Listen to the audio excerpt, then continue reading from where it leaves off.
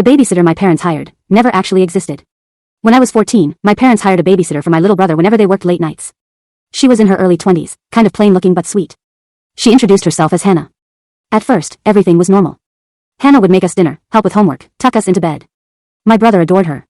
And honestly, so did I. She was calm, patient, almost too perfect. But then I started noticing odd things. One night, I went to grab water around midnight and found Hannah standing in the dark living room. Just standing.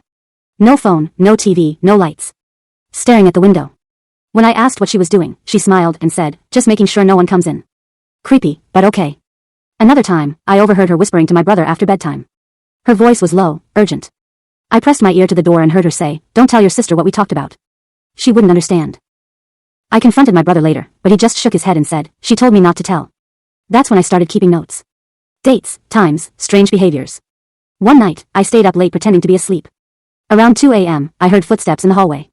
My door creaked open. Through the crack of my eyelids, I saw Hannah, just standing there, staring at me. After a full minute, she whispered, you look just like her. I didn't sleep the rest of the night. The next morning, I told my parents everything. They didn't believe me, said I was exaggerating. But when I asked for Hannah's last name so I could look her up on Facebook, my mom froze. She said she had never actually met Hannah. Apparently, Hannah had just shown up one night. My dad had been late from work, my mom was running late too, and this young woman knocked on the door, saying she was sent by the babysitting agency. She had the right name for the agency, so they trusted her. But when my mom called the agency that day, they told her no one named Hannah worked for them. We never saw her again. She didn't come back for her pay. Her number stopped working. The last thing I remember is my brother crying when she didn't return. He kept saying, but she promised she'd take me home with her next time.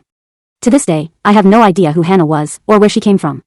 But sometimes, I wonder, when she whispered, you look just like her, who was she talking about?